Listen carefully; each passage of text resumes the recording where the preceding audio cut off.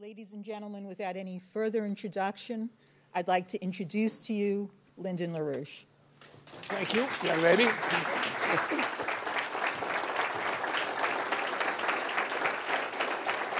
Thank you. Thank you.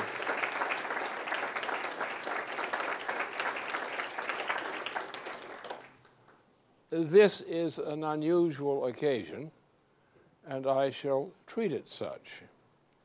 We're now on the verge of not the loss, but the replacement of an incumbent president. Some people are talking about 2012. 2012 is code word for 2010.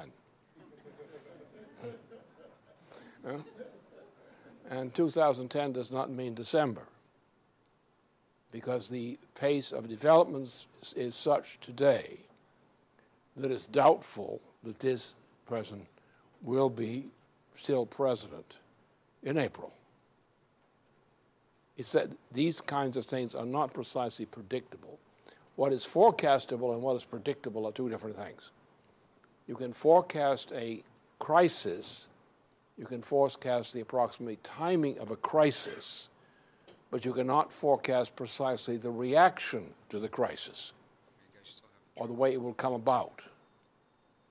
But you can forecast, and forecast precisely, as I've done many times. But I warn people, you cannot forecast a date, a given fixed date for anything,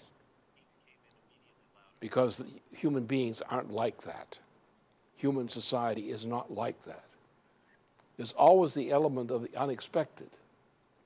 But the unexpected event will be absorbed within the expected crisis. That is, you can try to change the date of a battle, but you may not be able to change the date of the losing of a war. So we cannot predict the date that certain things will happen as date certain, but we can predict that we're in a very narrow area in which this president's candidacy and presidency is doomed. Nothing will save this presidency and the present form. And the sooner he's gone, the better. Every day of delay of his departure is a catastrophe in itself. The mere fact that he's still president on any given day is a catastrophe, which will mean catastrophes that people suffer. Now, I shall take an unusual procedure in these remarks because of the nature of the subject matter and the nature of the situation. I'll do three parts. I'll do, in the first cut, a more or less prepared prologue to situate the discussion. Then I shall discuss the crucial factors which we have to consider globally, strategically, to understand the situation. Then I shall come to the concrete situation.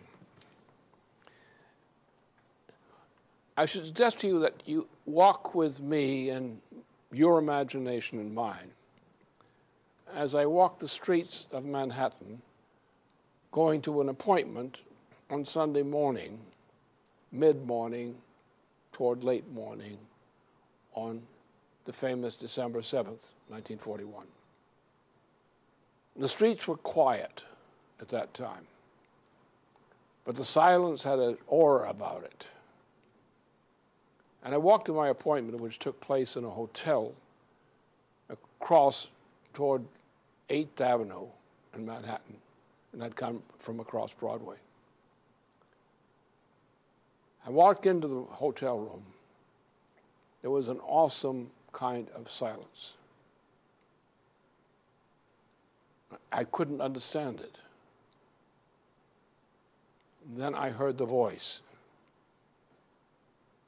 The Japanese had attacked Pearl Harbor.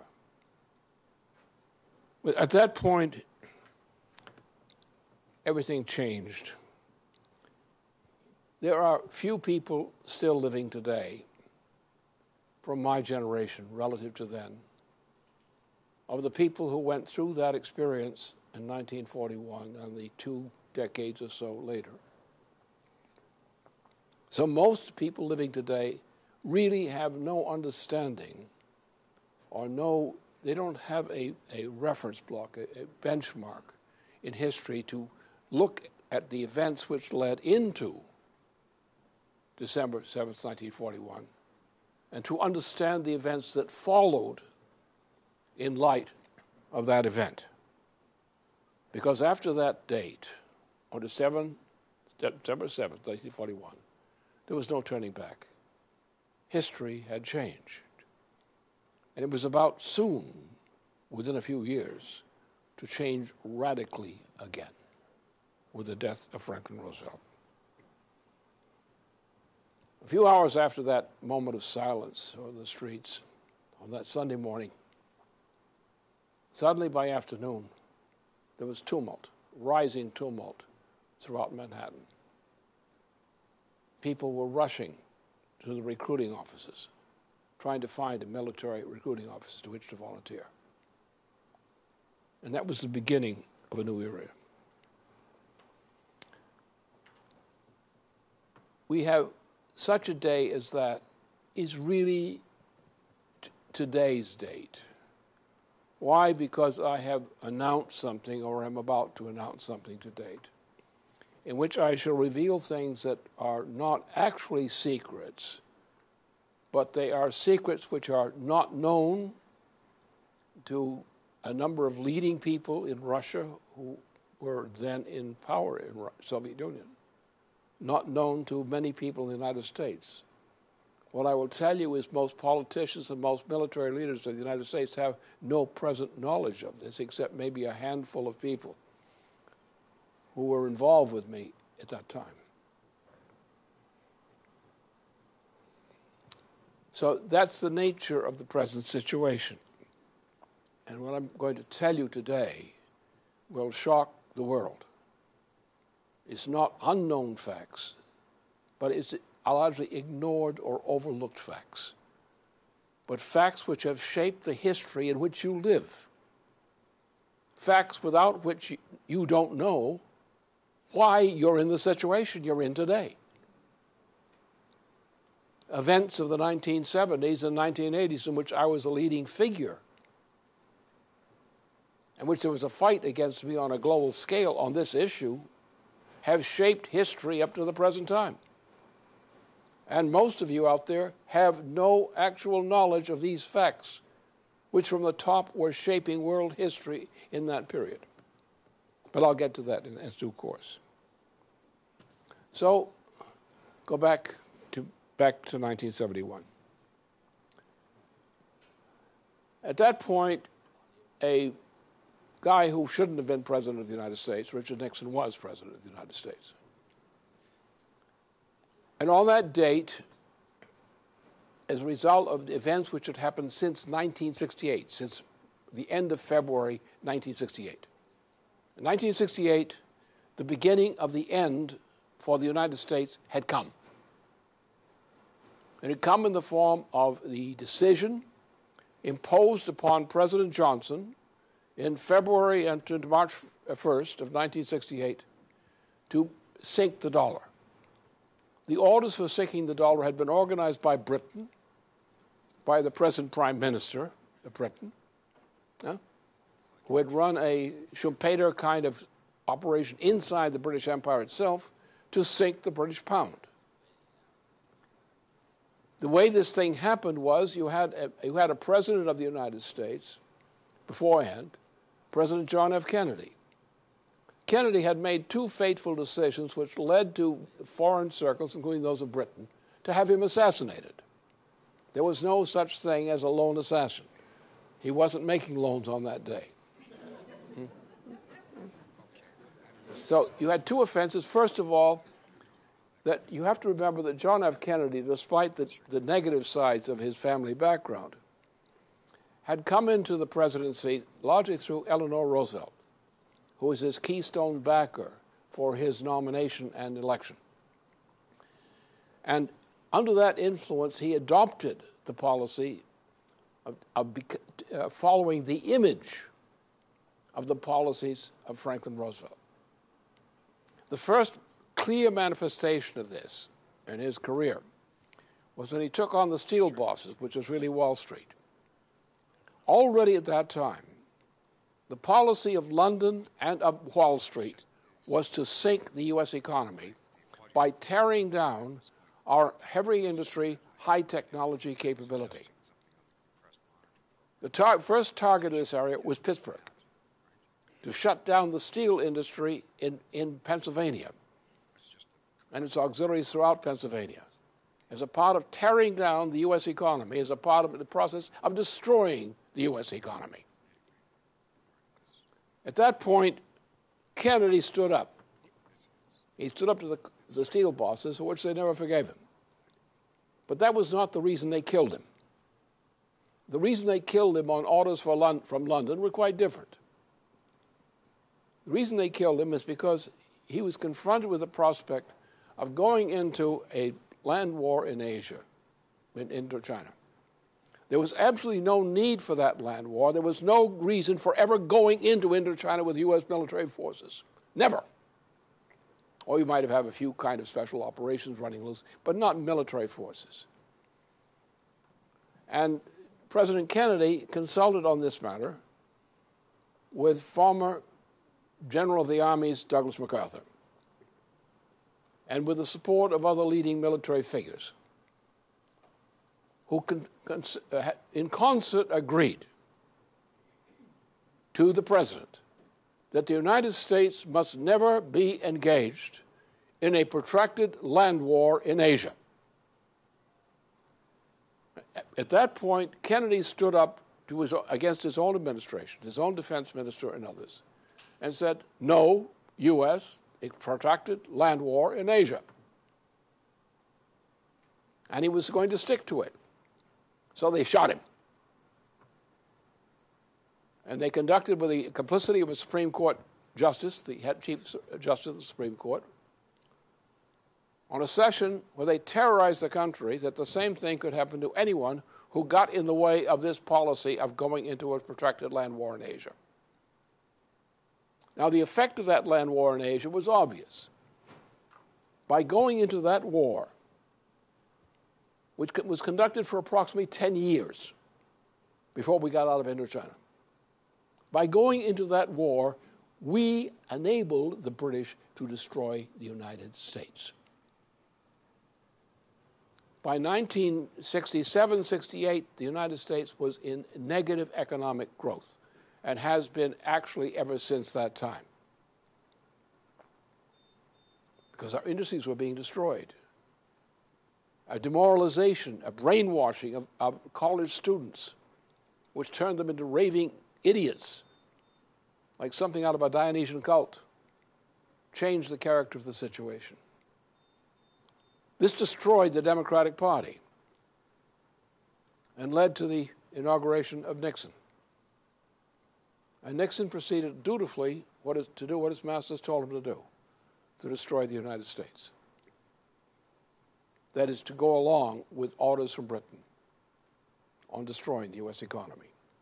At the very time that Nixon was obliged to support the launching of the moon landing, he was already destroying the capability on which the moon landing was based. From 1967-68, there has been a net collapse of the basic economic infrastructure of the United States, and that has been deliberate. There has been a destruction of our ability to function as a nation. We've become more and more a puppet of the British, from whose sources, from whose monarchy, came the policies by which we have been destroyed. So the sinking of the dollar, orchestrated by the British, to the role of a British Prime Minister, was the beginning of the collapse of the U.S. economy and the dollar as a net collapse. And through a series of steps, that collapse has continued to the present day. Our net infrastructure, that is our net investment in active infrastructure, since 1968 has been negative all the way. That is, we have put up new things in infrastructure, but we've taken down more, either by depletion or taking them down deliberately. For example, in the long term, the destruction of the national railway system was a key step in destroying the economy. By going to automobiles, presumably to build up Detroit, and by destroying the national transportation system, we lowered the productive powers of labor of the economy. And that was done deliberately. Because one of the greatest achievements of the United States in shaping history was the development of the United States from early in its existence, even before it became a sovereign nation, and the development of canals and then later railways. And then the decision based on a great John Quincy Adams, who was Secretary of State as president and later as a key figure in the Congress, orchestrated the policy, the leading way, to build up not a railway system, but a transcontinental railway system to unite the territory of the United States as a process from the Atlantic to the Pacific and from the Canadian to the Mexican border. That was achieved shortly after the death of Lincoln with the completion of the transcontinental railway system. That transcontinental railway system, as already implied in the intention of John Quincy Adams as Secretary of State, committed the United States to continuing to be a process going away from Europe to the eastern coastline of the United States, deeper and deeper beyond the Ohio Territory, beyond the Mississippi, and to the Pacific, to continue that the destiny of the United States is located across the Pacific in our relations to developing nations across the Pacific, in Asia, and in the Indian Ocean coast of Africa. That has been and should remain the primary international economic orientation of the economic development of the United States, to engage the peoples of Asia in their self-development, to reach into South Asia and to Africa, and to take our tradition of technological and other policy as a way of creating a world composed of perfectly sovereign nation states, no empires, no euros, none of these things, but a sovereign nation state whose individual cultures of individual peoples in individual nations and cultures are promoted. Because people are not potato chips. You just don't batch them up. People are based on their culture, but not just the culture, but the development of their culture as their culture, to reach into the depths of the population, to develop the minds and ambitions of young people in the population in terms of their own language, in terms of their own poetry, or the powers of poetic composition, the powers of creativity, down to the lowest state of condition of the population, and to transform their language into a language of a vehicle of a higher state of intellectual development and culture. And for that, we need sovereign nation states based on sovereign national cultures. But the cultures should have the same ultimate objective and should be oriented to methods of cooperation among different cultures to cooperate to a common end for the common aims of mankind. And that's what's been destroyed. That's what we in the United States, except for some of the bums we have among us, have always wanted, is to have the United States be a lighthouse from which the radiation of the common aims of mankind is broadcast, and the United States to be a keystone of reference for nations which are trying to develop in order to create a better mankind. And that's been our mission. Nixon went the other way. He was the other way already. And one day, when he thought that he was going to resist impeachment, he was never impeached. Wonderful. And that's a lesson for today. We're not going to eliminate Obama from the presidency by impeachment. He's going to walk away from it or be carried screaming away from it. What happened? Well, Nixon got the word that the Senate vote was ready. There was a Senate vote to impeach him. He got the word from his advisors and took this unpleasant news, not happily, but thought maybe his neck required him to take that into consideration. So he volunteered to walk away. And now we've come to a point where we have a president who's the worst president in American history. The most despised president in all American history. Most despised by the people of the United States, except for the non-people who like him. And he's going to walk away because if he does not, if he's allowed to retain the powers of the presidency, even in a residual form, he will bring about the destruction of the United States. We're now at a crucial point in our history where that destruction is pending. Every day he's in office is a tragedy for our United States and for its people who are in worsening condition of life as each day passes, for whom there's no remedy. There's fear, there's anger, there's rage. There's no hope of the future. In the meantime, centered on Brazil, there's a looming danger of an explosion of the Brazil currencies. That explosion, which is now pending, would mean a general breakdown crisis of the entire planet. The power of the British system lies in this Nixon thing. What happened? At the point in August of 1971 that Nixon moved under, of course, puppet strings, which moved him, to sink the fixed exchange rate system agreement, which was a residue of Roosevelt's policy. The United States was going to hell. At that point, the British organized a financial cabal centered around a figure called Lord Jacob Rothschild. This cabal is called the Inter-Alpha Group. Now, the Inter-Alpha Group today which is based largely on speculation among Spanish people you wouldn't like to know, into Brazil, around the Banco Santander, but the Inter-Alpha Group as a whole, is the greatest swindle on this planet. And the British economy entirely, financially, depends upon this swindle, whose base of operations is now principally in Brazil.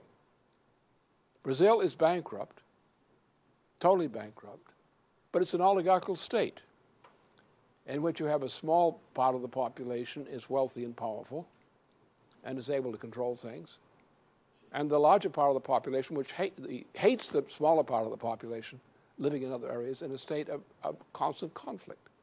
It is not a stable nation. You wouldn't call it a democratic nation by any choice. It's a dictatorship. And it has certain wealth and certain power in it. But it has a financial system which is a swindle. And the financial system is this Inter-Alpha Group based operationally in London and the chief vehicle of the British Empire. Among its other crimes, as I'll explain a little later, it controls much of the Russian government today. Now with Europe, Western Europe, absolutely in a hopeless situation under the present regime, and with Russia largely controlled to a large degree by the British, who control much of Russia's policy and destiny under British direction, for reasons I shall explain. We are almost isolated in the United States, isolated by having a president like this, and isolated by the fact that Europe, continental Europe, no longer functions.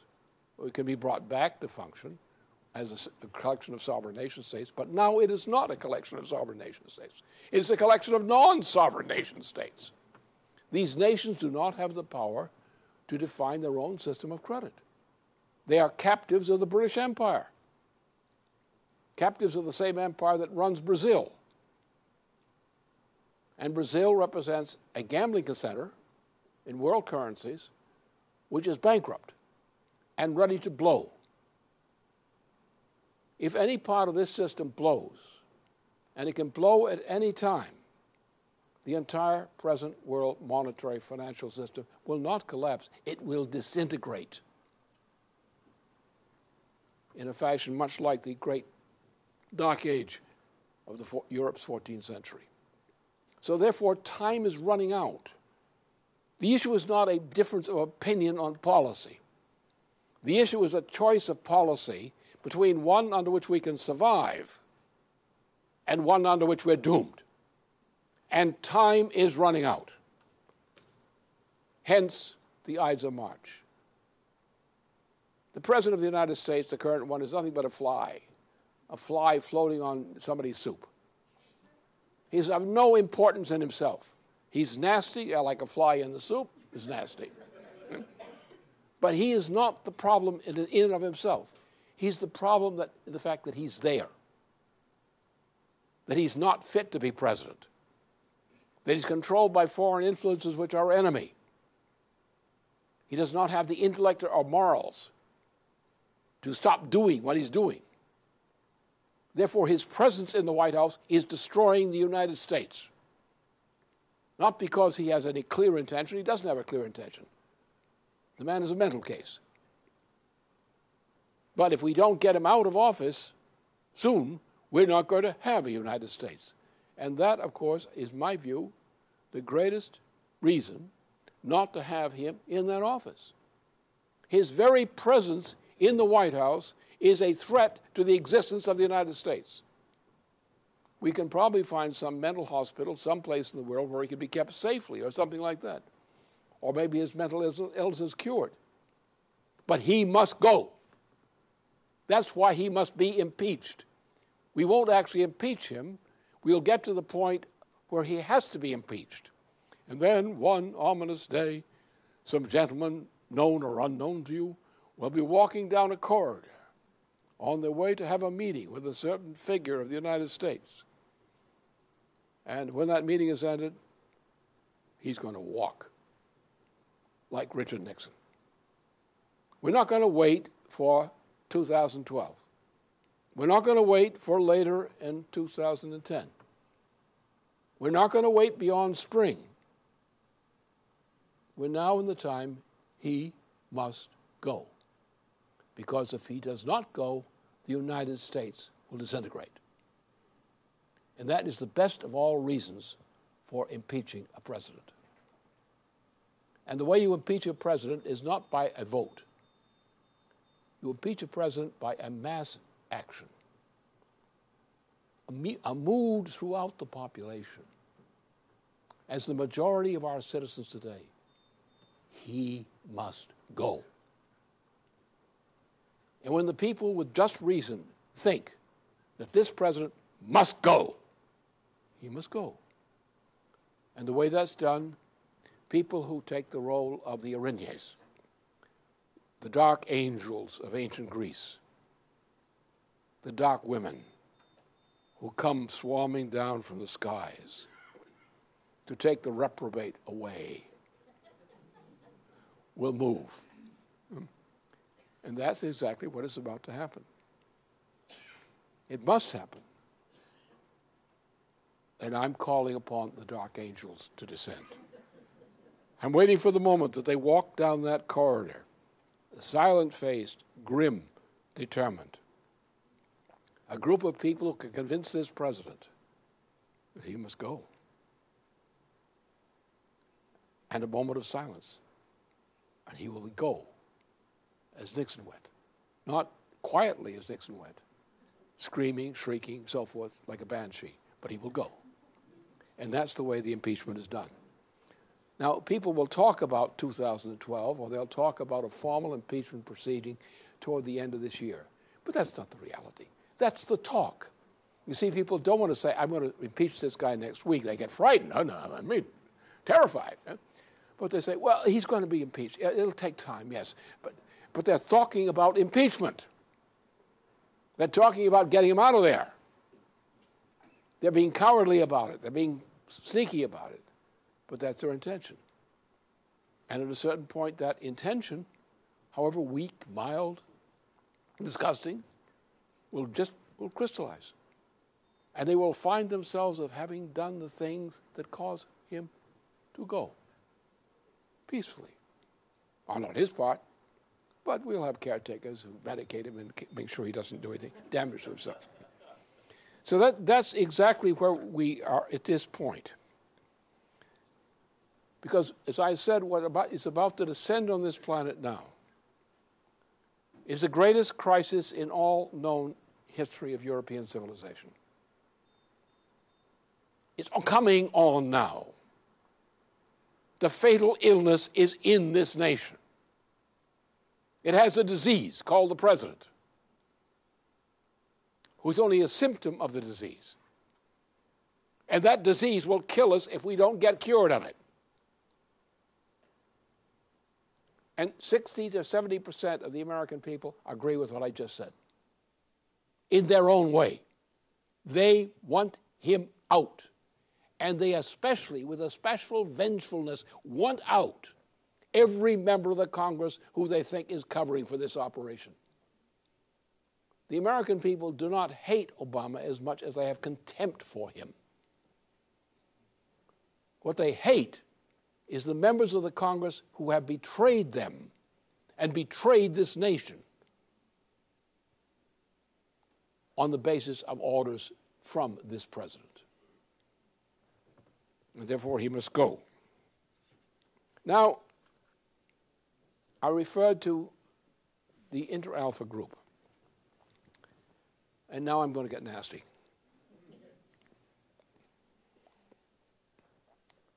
First of all, what led to the creation of the BRIC was part of the same thing that caused the Kennedy assassination. Remember, the way in which the British Empire has operated is always by wars.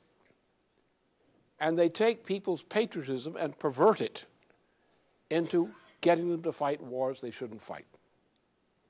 The best example of this kind of policy, or what a policy should be, was Louis XI of France back in the 15th century. And Louis was faced with enemies all around him. In Burgundy, from London, the Norman influences in London, from Spain, and so forth. And what he did is he avoided war, because they would try to get to war by demanding this and so forth from him, concessions, bribes, and so forth. So he would bribe them. But the bribes didn't cost him much, certainly not as much as a war would cost him. And so by the end of his term as King of France, he had more than doubled the national income of France, more than doubled the income level of the people of France, and made France the leading nation in Europe. The leading France since Charlemagne, for example. And he not only did that, but his example inspired a prince of England, who became Henry VII, to get rid of Richard III and to bring the lessons of the French experience under Louis XI into operation in England. And so the history of an English reform leading toward what happened in the United States came out of France, of Louis XI, through Henry VII. So they took this sex pervert, Henry VIII, and used him to change the policy of England. That led to a whole different kind of history. But that's the way things happen. So we went into, as a result of this process, this change, beginning with, at the same time Columbus was coming to America, we went into a period of warfare from 1492 to 1648. There were very few short intervals in which there was not general genocide warfare. As it was once described by Friedrich Schiller in describing the Netherlands War, men killed men not as men, but as beasts, beast against beast. This was the character of warfare. This destroyed Europe. The Peace of Westphalia created a period of peace. But then the same forces came back. And the beginning of the 18th century, under the influence of Gottfried Leibniz, who was then a key factor in the struggle for a reform in England. Leibniz was defeated, and England went to hell and became an empire of a certain kind. So then in 1763, at the time the British Empire was first established by a treaty in Paris on February of 1763, there was a split in the United States, or what became the United States, between two groups. One group which is tied to the British East India Company, which is we call today Wall Street. Another group is the group that created the United States. We didn't, as Benjamin Franklin intended, throw these guys out. They want to be Brits, they want to be a part of an enemy force, let them go there. Get on a boat. Get, man. Skedaddle. But it wasn't done. So we've had Wall Street, we've had within us, we've had a sneaky, dirty thing called Wall Street and things like that, which has been a powerful force, always an arm of the British influence, the British Empire inside the affairs of the United States. Now, the British Empire is not a territorial empire as such. The British Empire is an empire of usury. It's a system of financial usury which controls the nations of the world. And that's what it is today. The British Empire is running the world. The British Empire created this president we have through international financial power, imperial financial power, the control of the system, through the breaking of our system, and also through wars, as they did with the Kennedy case, with the 1968 events, and so forth. So we have been destroyed by these forces, partly because we were foolish, or simply because we were small-minded. And always again and again, we have been deceived into going into needless wars. Nobody wanted to go into this war in Iraq.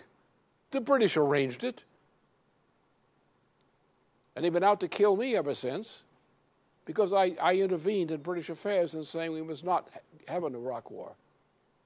But Tony Blair, my enemy, my personal enemy, by aid of the death of a British intelligence officer, succeeded in getting that war in Iraq going. A mess which has not yet been cleaned up and will not be cleaned up for generations to come. We're now going into an Afghanistan war. There's no reason for us to be in an Afghanistan war. There never was a reason for us to be in a war in Asia, a long war in Asia. No reason at all. But we, like fools, do it. We call ourselves patriots when we behave like fools. I don't think being disgusting is being patriotic, particularly if it's also being stupid at the same time. I don't think there should be leaders of government. So that we have Carter, same thing. We had, first of all, we had Nixon. Then we got Carter. Well, Carter was nothing but a puppet. He was owned by David Rockefeller and Company. He was part of the British faction. And Carter ruined the United States, not because he knew what he was doing, but because he knew how to do what he was told. He destroyed the United States. We never got back. Then came along something in this period. And this is the point which you make some extended reference to, which is what I refer to, some things that are considered secret, really are not secret to me. Not only secret because I was informed of these things, but because I was an active figure in causing some of these things. In 1975, 76 in particular, while I was running a campaign for the presidency, I had delivered into my hands a carbon copy of a letter written by a member of the Carter candidacy team, the Brzezinski crowd. And what they would announce, what this letter said, is the plan for a threatened nuclear attack on the Soviet Union to be carried out under the Carter administration. Now, some of you who are old enough may remember that I devoted the hot phase, concluding phase of my presidential campaign in 1976 to this issue. Announced that this was the intention of the people behind the incoming Carter administration, Brzezinski and Company, to pull an operation modeled upon what had been done by the British behind Bertrand Russell in launching the original plan for a preventive nuclear attack on the Soviet Union, of a plan which was launched officially in 1976, in September 1976. So what I did in this context, in 1976 context, is I went to circles and discussed what can we do in a certain direction. Now, when you get into a posture of warfare, that is, you have declared who the enemy is, and you are arming to have a war with this enemy that you have declared to be your enemy. You cannot, by simple diplomacy, get rid of that kind of a problem. You could not have just diplomats going in and talking with each other and suddenly coming away, because you've got a whole military establishment, a whole military strategic establishment has been mobilized on either side, in this case major powers, which are organized on the existential intent of sometime sooner or later going to war with each other. In this case, it was nuclear war. So therefore, you have to find an intermediate approach which takes into account the military factor. In other words, your negotiation of peace, if it's going to be effective, must be a negotiation of an intent to peace among the factors which are the controllers of the military establishment involved. So that's the approach I took. I went to people who are in the U.S. military line of command, and into people whose views I shared from my experience during World War II overseas. And we, with our discussions, by 1979, had developed a plan which I was preparing to have presented both to leading circles in our own country and in the Soviet Union.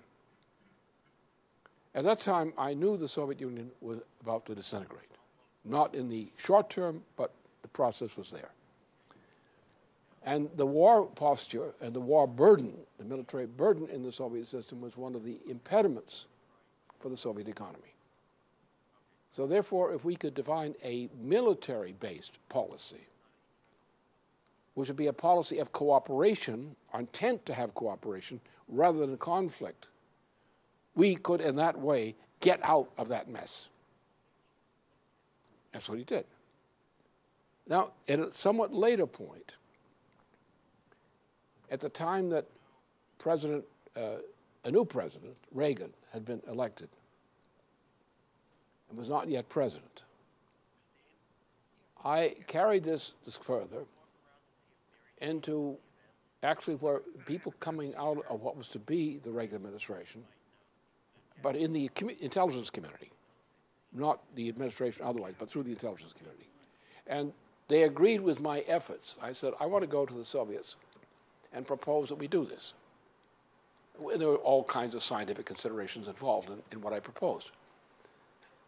So a leading section of this, including the head of the National Security Intelligence at that time, the head of the CIA at the time, after Reagan had been elected, agreed. Some of these were people who had shared the same opinions I had back in World War II. I didn't know them then, but while I was in World War II, and they were in World War II, we actually had converging views about the interests of the United States and how to deal with these things. So this became known as a baby I designed. I was involved for organizing leading forces in the French and other military in France, diplomats, in Italy, in Germany, in Argentina, and so forth. So I organized what became known as the SDI. The Reagan administration put on the name SDI. But I was the center, the intellectual architect of what became known the SDI, and the pusher of the policy. And a lot of things that happened to me can be explained in terms of exactly that issue. So we went for the program. Significant parts of the Soviet apparatus were engaged in discussions with representatives of the United States and similar circles during this period, including a famous conference which occurred on the tip of Sicily in Erice. Now, everything seemed fine. Then, again, in 1983, President Reagan went on the horn, unexpectedly for some people, but known to the intelligence community, and known to me. Went on the horn and gave a speech, which is his famous SDI speech. He proposed to the Soviet Union nothing different than I had proposed and had been the policy of the effort which I had been making since 1975. I organized it. Now, why didn't it work? Two factors. Principal factor, the British. The British killed it. But how did they kill it?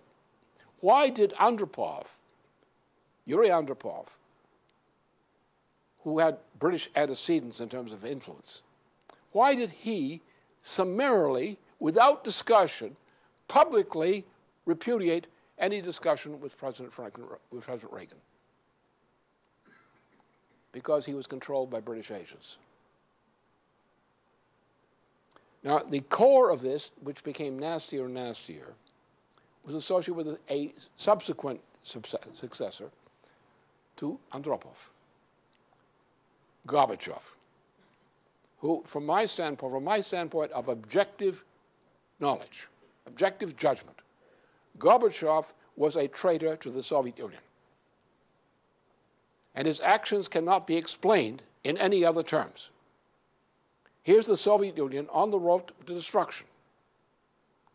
The United States is committed, in terms of the present, in a program which I've designed, which has vast support in France, the military in France, in Germany, and other countries, to go to work and work our way out of a nuclear adversarial condition by a science driver program to go into new technologies which will eliminate the danger from such a military technology.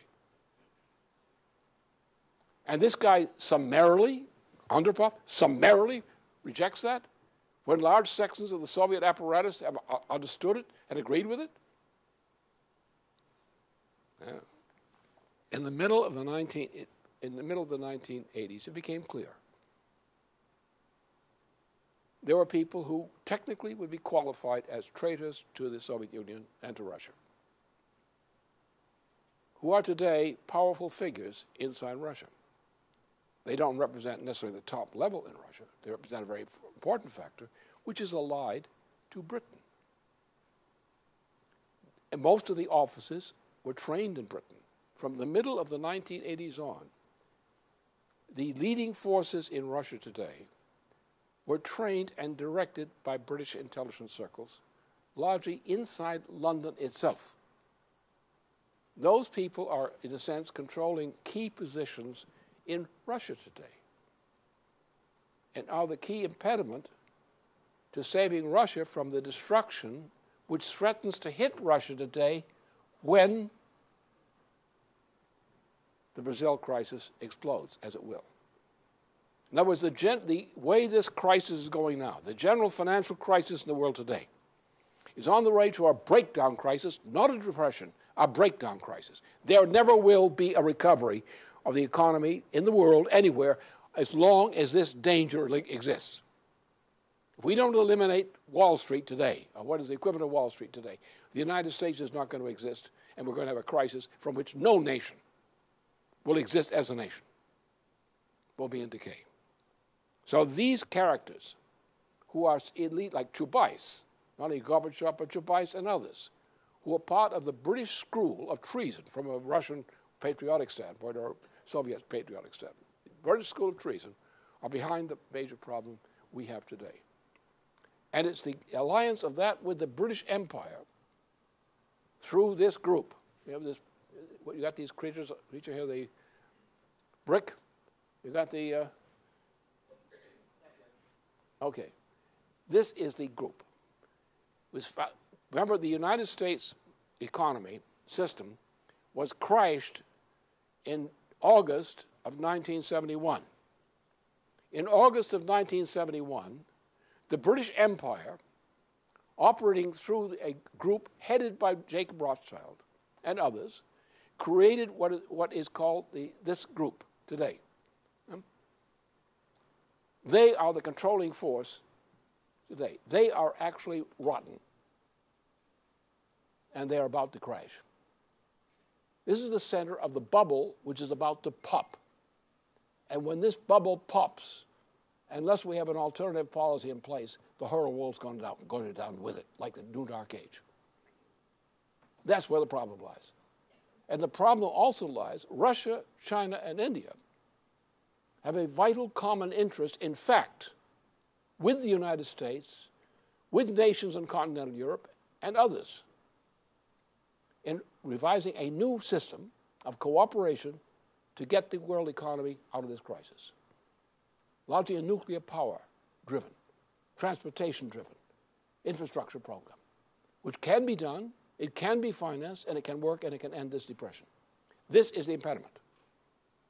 And the influence of this element, like a pack of traitors inside the Russian system, is the secret to the problem. That is the technical point. That's the point of attack. That's what you must destroy.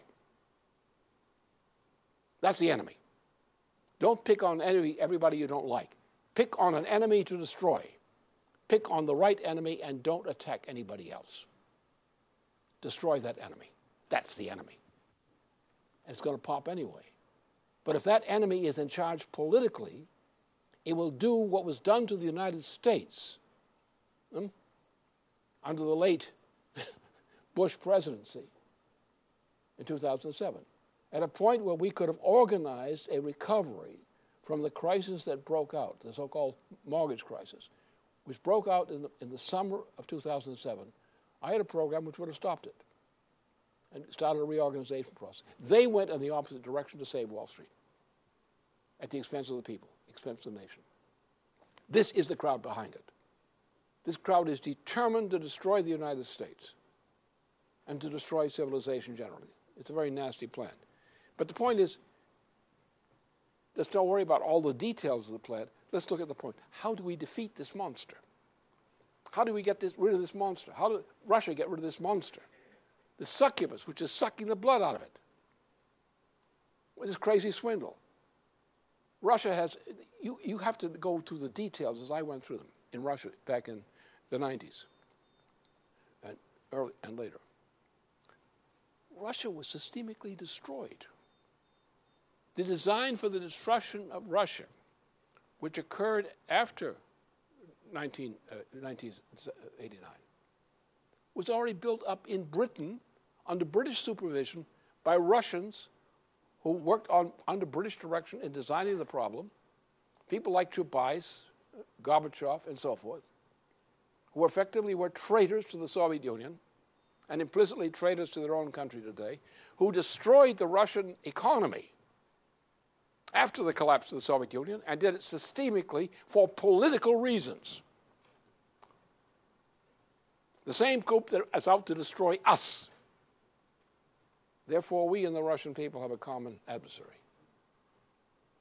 And we have nations such as China and India who agree with what we should agree with on a nuclear power reorganization of the planet. For going into space, continuing accelerating the space program as a part of the development of humanity, of science and technology, the exploration of nearby space to take care of the needs of future humanity. And this is the enemy. The point in this thing is to understand this. This is the way history works. Not the way the New York Times or the crazy Washington Post says. Not this garbage. This is the way it really works. And has always worked in modern history since the Peloponnesian War in European history. And this is what we must destroy. So British agents inside the Russian system are the same people who looted and bankrupted Russia under British direction. And if you want to find the offices of the people who run the Russian economy in terms of this financial operator, they all are located outside Russia in British territory. The British Empire, it hopes by controlling Brazil, controls the world. And it's coming down. And that's the reality we have to understand. Now, there are remedies. First of all, there is no hope, but presuming we get rid of this monster, get rid of this British monster, which has got the Russians under its control. Not all Russians. Many Russians are patriots.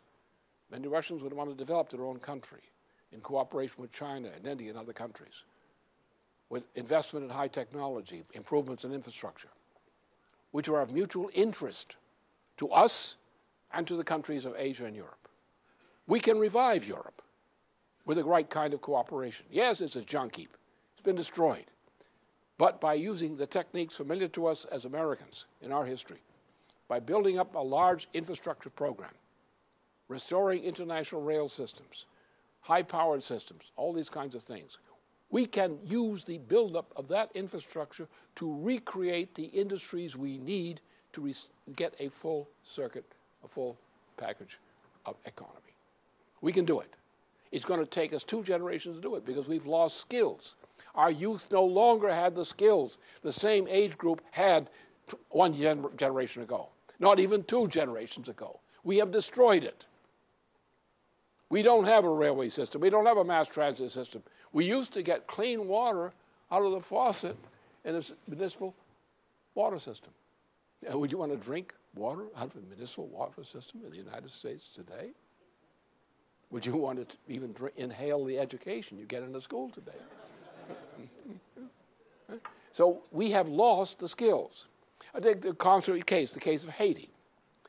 And the evil of the Obama administration is typified by its Haiti policy.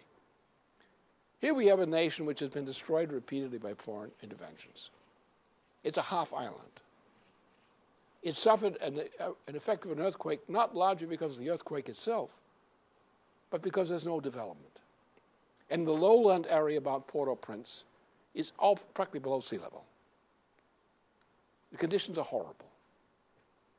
So therefore, when an earthquake hits an area which has very poor infrastructure, where the population is unprepared, where 2,000 people share a toilet, that kind of situation, then you have a real disaster, a deadly disaster, including the outbreak of disease, epidemic disease, pandemic disease, which is what they're now.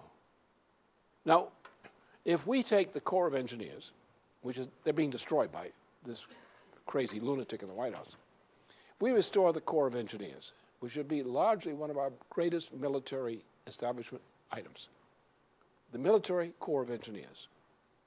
If we take the Military Corps of Engineers, if we take our youth on the streets who are being killed by drugs and other things, and if we take them off the streets, as Roosevelt did with the CCCs, the key thing is when you have a slum youth, people living under slum conditions, falling into all kinds of hell, you don't try to organize a program on the streets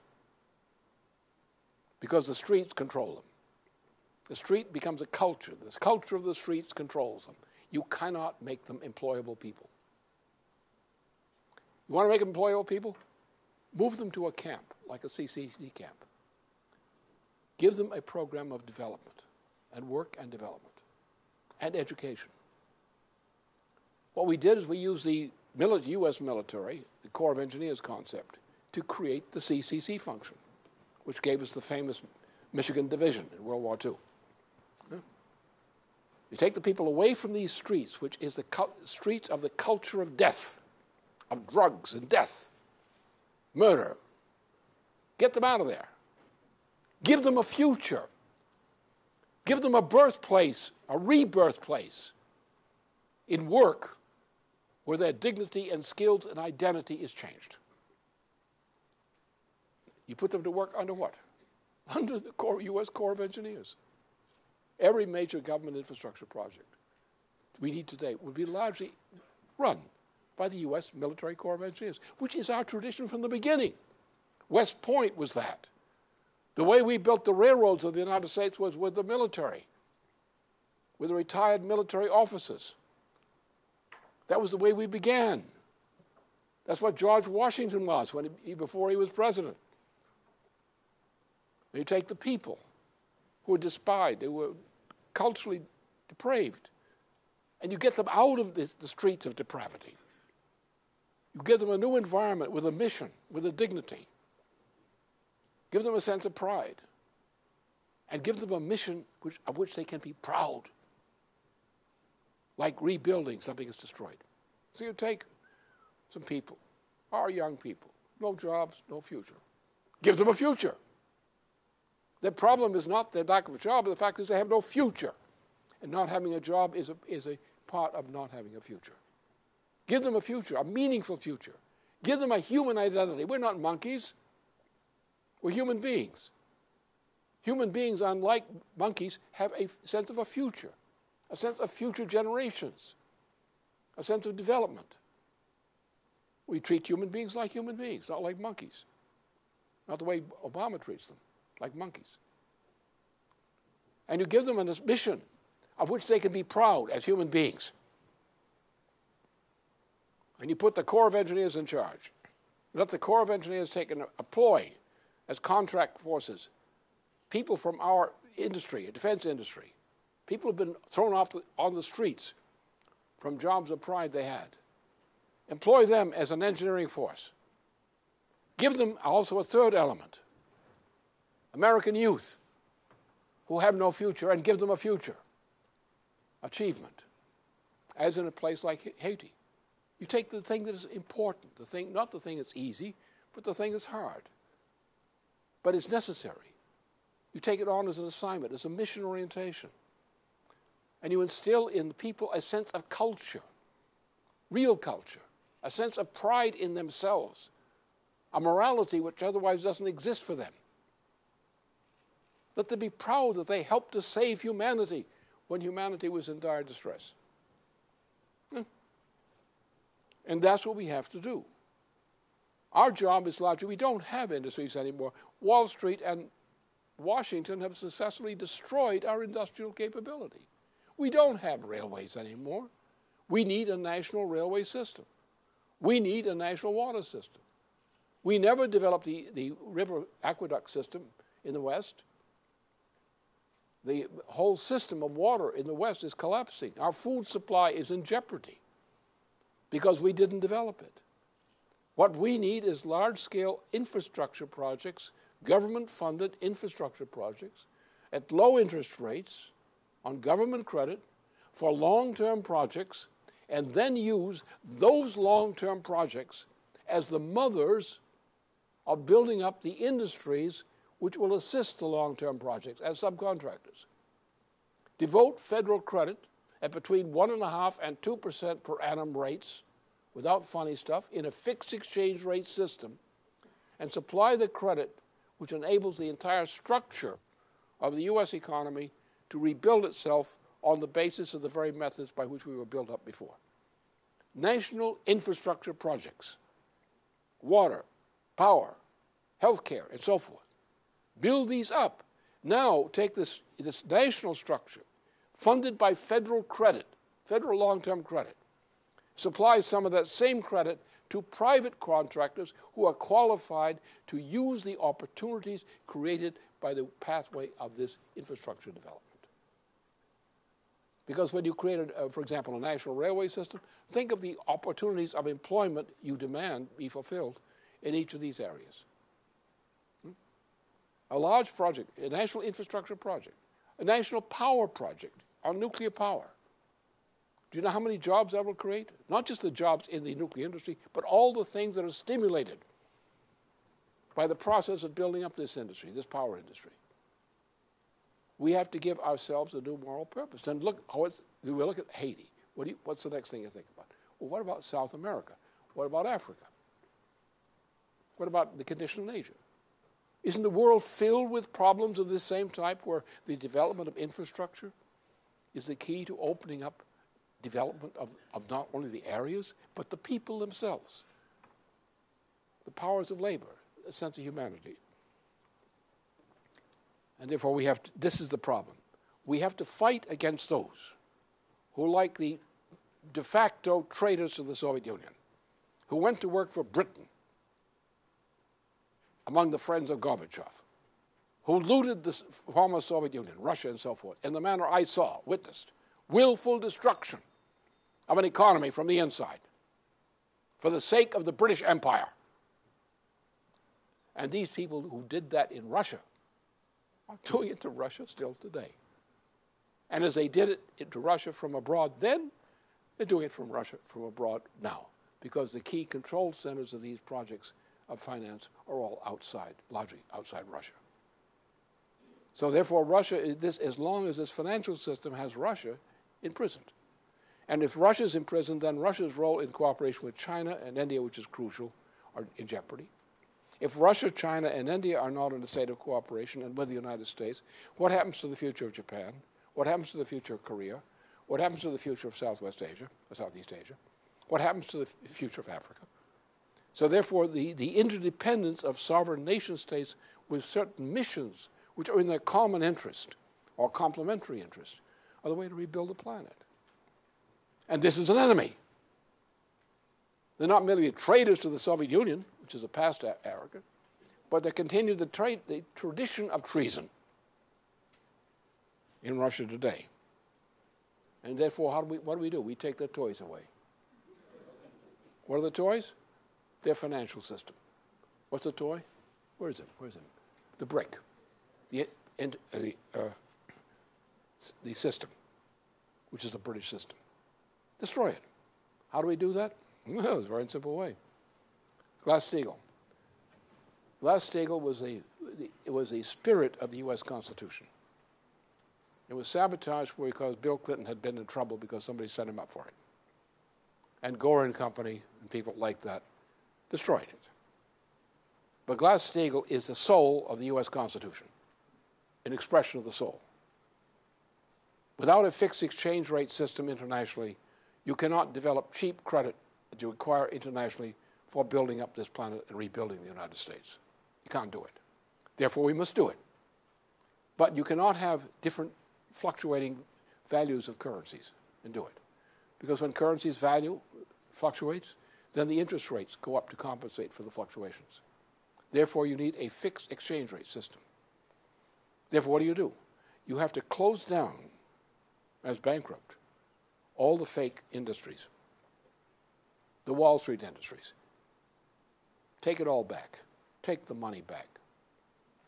Take the money back not only from 2007, take it back from 1987.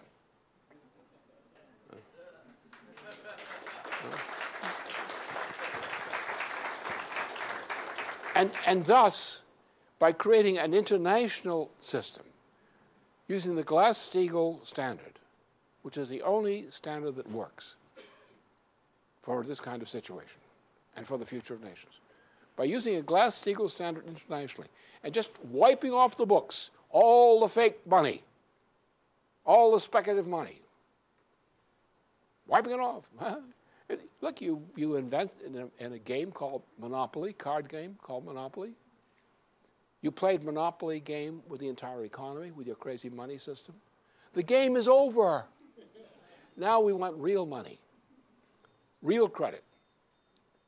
And it will be a system of, not a monetary system, but a credit system, under which the credit of governments, of national credit, under a fixed exchange rate system, cooperation with a mission orientation toward rebuilding the planet, and each rebuilding their own nation, is what we need. Without that, there is no possibility. Now, another aspect of this thing, which is also very touchy, but necessary, culture. People think, mistakenly, that discovery, science and discovery, comes from mathematics. That is not true.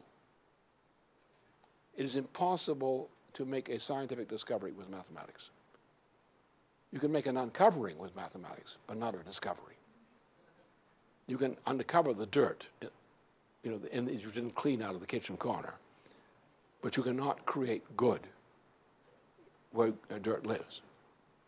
Therefore, you require a productive economy. A productive economy, well, we're always wearing down the old system of assets we have. We use up the richest concentrations of ore and so forth. So therefore, we have to replenish that. How do we replenish the lost concentrations? By going to a higher level of technology, science driver technology. Well, how do you get science? By mathematics? No. You count the results by mathematics.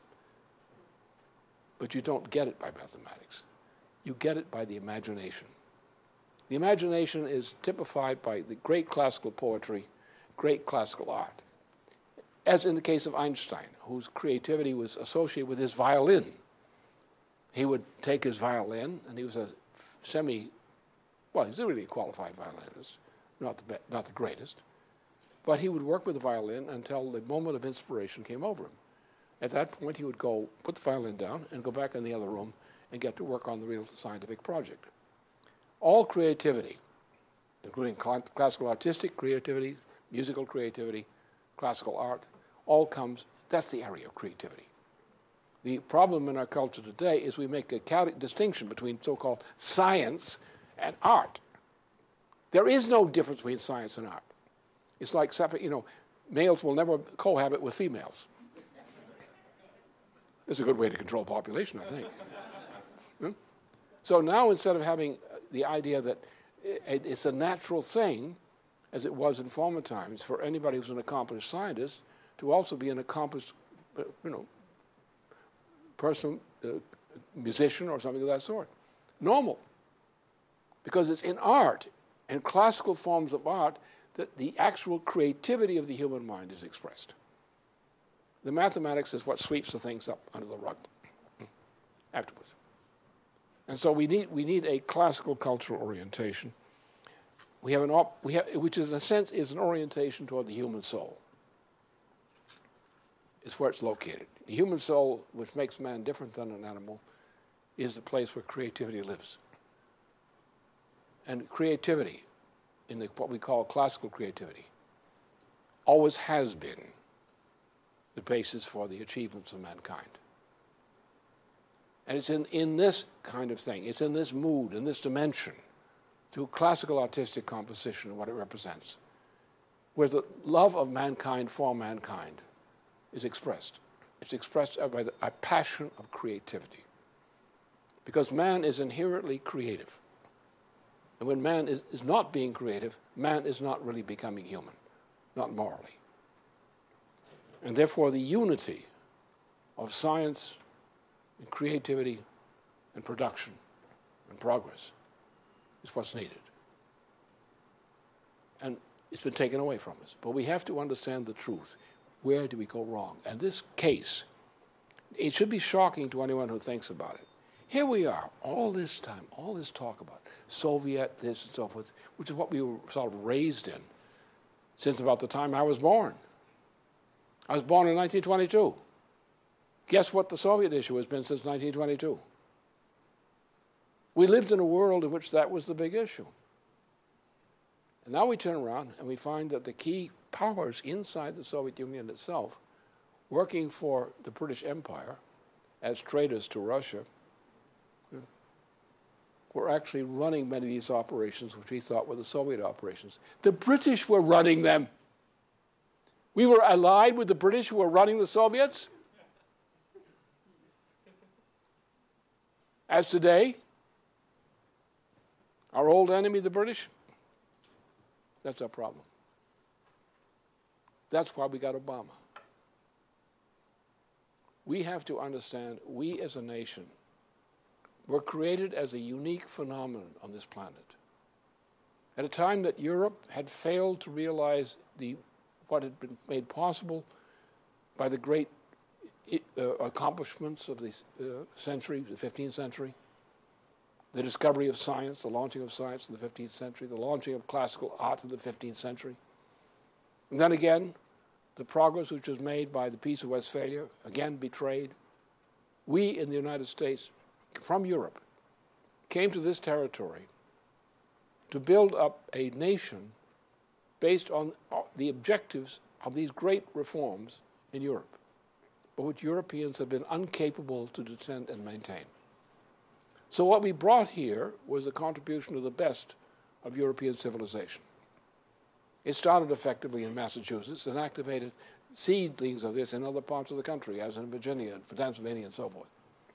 We created the United States as a unique expression of a distillation of what had been good in European civilization and adapted to other parts of the world with the same view of a cultural revolution of that type. We destroyed that then, largely through Wall Street and British influence. And today we're about to lose everything, to lose civilization, to lose the human race. And the problem of the Obama administration is that it is the embodiment of the corruption by which we are destroying ourselves. Let Obama go where he wishes to. Let him live in peace. But don't have him in the White House. Get him out of there.